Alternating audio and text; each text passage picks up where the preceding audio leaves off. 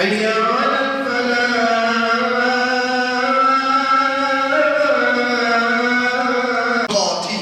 ولا تموتن إلا وأنتم مسلمون. وقال الله تعالى: الذي خلقني فهو يهدين. تدبير مؤمن دام إن الله مع الذين اتقوا والذين هم محسنون. قال الله تعالى في محكم كتابه الكريم: بسم الله الرسالة وأدى الأمانة ونصح الأمة وكشف الغمة وجاهد في الله حق جهاده حتى إلا بالله عليه توكلت وإليه أنيب.